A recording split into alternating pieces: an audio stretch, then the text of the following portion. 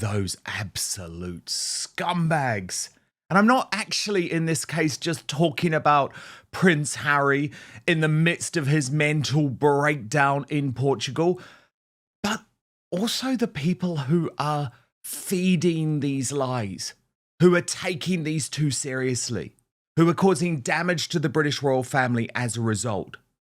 Honestly, it was so obvious that Prince Harry was using this trip to the United Kingdom as another bargaining tool, as another attempt to bounce his father, as emotional blackmail. His voice was reportedly breaking on the phone, not in a meeting, not in a carefully managed interview, on a phone call from a luxury resort in Portugal.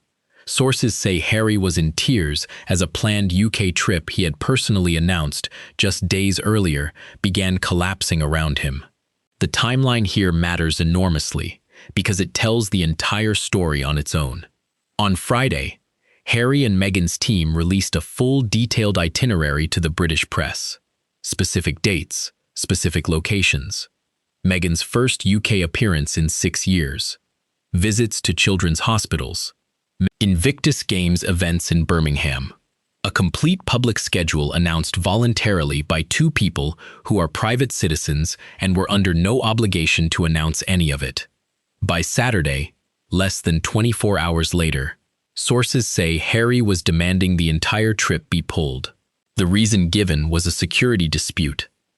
And some people were sucked in. And that's what's super frustrating about it. I mean, this is why actually you have to rely on the independent media, not the mainstream media on this front, because I mean, The Sun was having a total crisis. On Saturday, they were splashing on their front page about Prince Harry's pilgrimage and the fact that he was going to take Archie and Lilibet on this emotional visit to Diana's grave. There's Matt Wilkinson, the royal editor, published at 9 p.m. on the 26th of June. Well, just literally 21 hours later, security stub. Harry may not bring Meghan and the kids to UK next month as security request rejected days after King's olive branch. But here is what every credible royal correspondent who actually checked the facts discovered. There was no change to Harry's security situation. None. It has been exactly the same since he stepped back from royal duties in 2020. He was warned at the time by Queen Elizabeth, by then Prince Charles, and by Prince William that stepping back meant losing automatic security. He had a year to think about it. Nothing has changed since. Welcome to the Marquee Report. This is the story of how a 5-day visit collapsed into chaos within hours of being announced, and what royal insiders are saying about Harry's state of mind right now. Let's establish the actual facts first, because the media coverage over this weekend became genuinely chaotic and contradictory. Harry's security arrangement has been the same case-by-case assessment system since 2020. Every visit gets reviewed individually. Officials determine what level of protection is appropriate based on the specific circumstances of that visit. That system has not changed. It was never going to change for this trip specifically. And yet the headlines told wildly different stories within the same news cycle. One outlet reported Harry's security was nailed on as a formality. Less than a day later, a different outlet reported his security request had been rejected. Then People magazine reported the family was on vacation in Portugal with no public appearances expected. Then The Telegraph reported Harry was reconsidering the entire visit. Then People reported the details shared by the Sussexes remained unchanged. That is not reporting. That is chaos. And the chaos exists because, according to royal commentators who track this closely, multiple outlets are receiving conflicting briefings from people close to Harry who are either willfully spreading confusion or are simply repeating whatever they were told without verification. Ravek, the body responsible for reviewing royal security arrangements, has reportedly reviewed Harry's case again for this specific trip and found nothing of concern. No new threat, no change in circumstances. The same assessment that has applied since 2020. Here is where the story becomes genuinely revealing, because of where Harry's team chose to take their version of events. Over the weekend, a detailed and emotionally framed account appeared in The Guardian, a publication not typically associated with sympathetic royal coverage, but apparently now considered by Harry's camp to be the only UK outlet still willing to platform his narrative uncritically. The Guardian reported that Harry fears his children will not meet King Charles, that the family trip appears uncertain after the government declined his request for police protection outside royal residences, that a source close to Harry described him as distraught, that he would not subject his children to being chased by paparazzi from the moment they step off the plane. Harry lives in California. The idea that paparazzi exposure is a uniquely British problem he is suddenly confronting for the first time does not match the reality of his daily life in Montecito, where paparazzi coverage of the family has been a constant feature for years. The source told The Guardian that plans to see family friends and visit charitable causes had been pulled out from under their feet at the 11th hour, that Harry was exploring every option to make the trip happen safely. Royal commentators reading this coverage noted something specific and important. Nothing had actually changed. There was no 11th hour reversal. There was no new security decision. The case-by-case system that has applied since 2020 was simply being applied again, exactly as it always does for every single visit Harry makes to the UK. Here is where the story takes its most serious turn, because multiple royal correspondents independently described what they characterized as a genuine breakdown happening in real time. Tom Sykes, a journalist who has covered Harry and Meghan extensively and has grown increasingly critical of the couple, wrote that at the heart of the Sussex brand sits a man in the throes of what he described as profound mental dysfunction. He reported that Harry is retreating into paranoia, severe depression, anxiety. That sources described him crying, his voice breaking during phone calls with people connected to the situation. Sykes also reported something genuinely significant, that King Charles remains willing to meet Meghan and the children even if they fly in for just a single day. The framing being used by people close to Charles is that avoiding this kind of public humiliation and chaos matters more than the specifics of how briefly any meeting happens.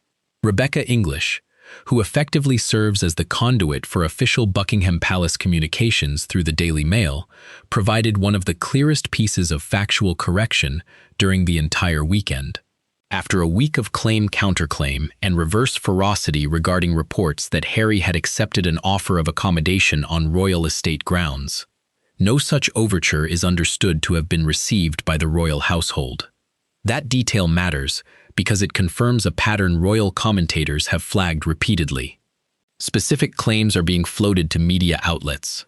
Claims about accommodation, about security arrangements, about palace overtures, that the palace itself confirms never happened. One piece of pro-Sussex media coverage during this weekend deserves specific examination because it was publicly and embarrassingly corrected. It being part of Harry and Meghan's PR team must be absolute hell. The series of absolute blunders over their just 5-day visit is insane. But at least on the bright side, Ravek is telling Harry that they've reviewed his security needs for this trip and found there was nothing of concern. That should make him feel better.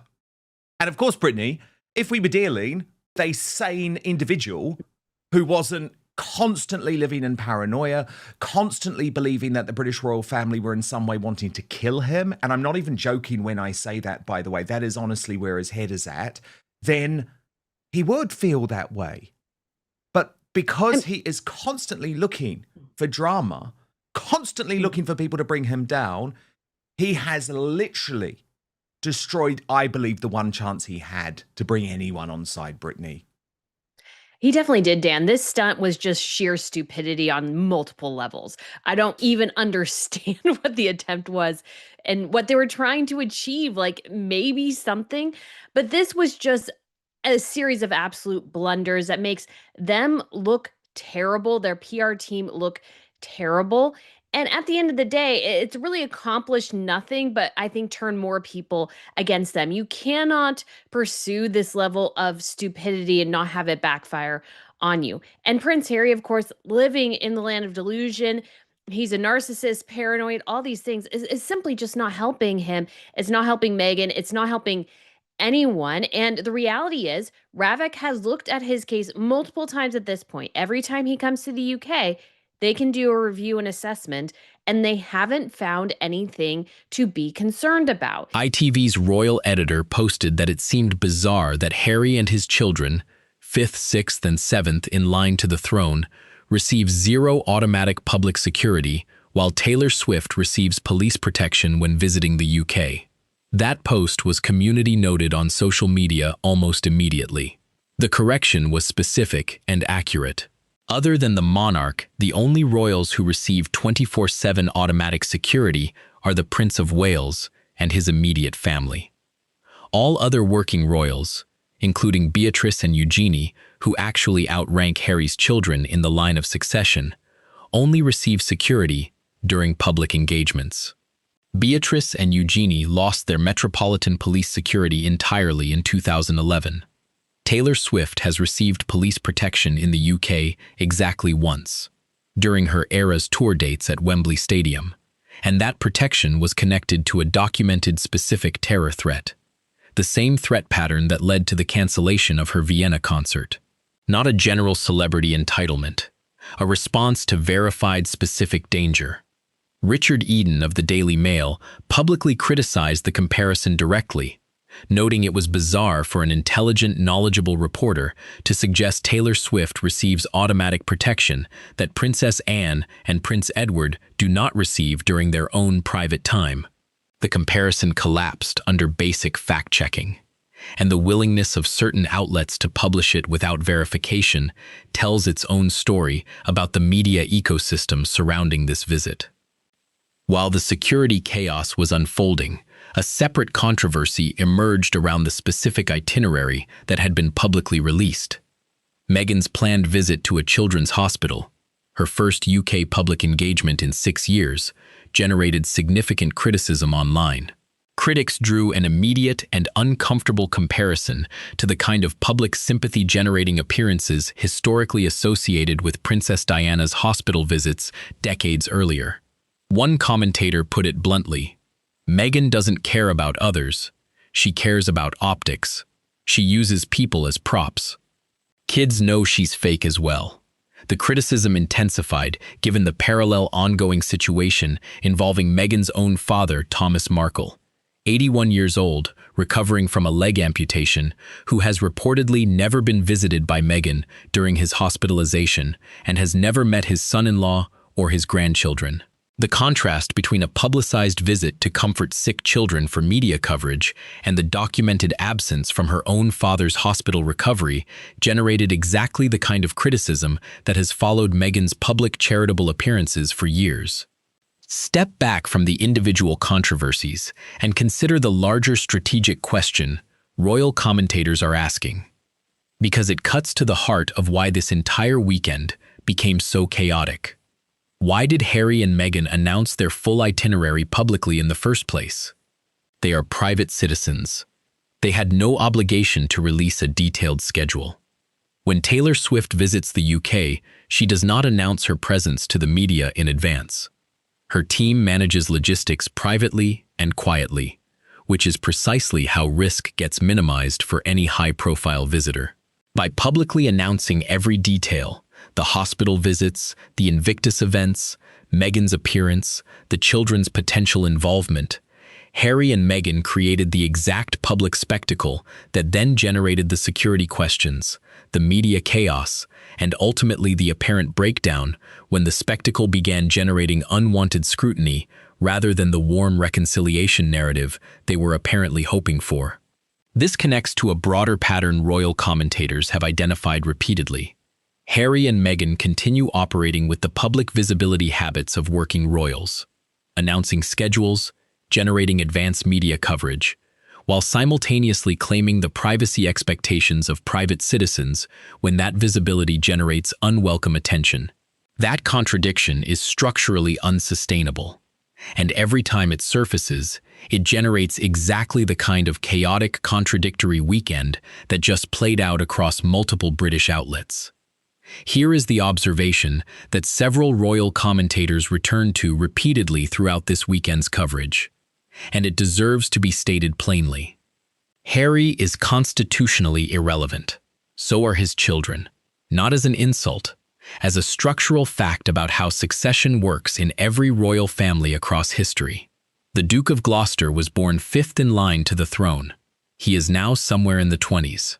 As William and Catherine's children eventually have children of their own, Harry's branch will continue moving further from any meaningful constitutional relevance, regardless of anything that happens this summer.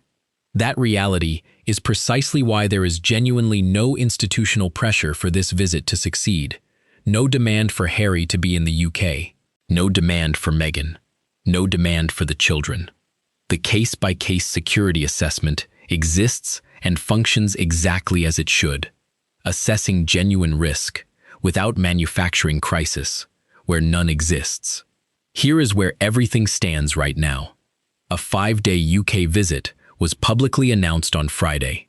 By Saturday, it was reportedly being pulled amid claims of a security crisis that multiple fact checks confirmed never actually happened. Harry is reportedly in genuine emotional distress, according to multiple journalist sources, crying, anxious, retreating into what one commentator described as paranoia. King Charles remains willing to meet his grandchildren, even briefly. William and Camilla reportedly are not interested in any meeting at all. The Guardian published an emotionally framed account that conflicted directly with palace confirmations. And the Taylor Swift security comparison that drove significant online debate was publicly debunked by multiple fact-checkers within hours. What actually changed about Harry's security situation this weekend? Nothing. What changed about how publicly and chaotically that nothing got reported? Everything. This has been the Marquee Report. Subscribe and hit the bell so you never miss what comes next. See you on the next one.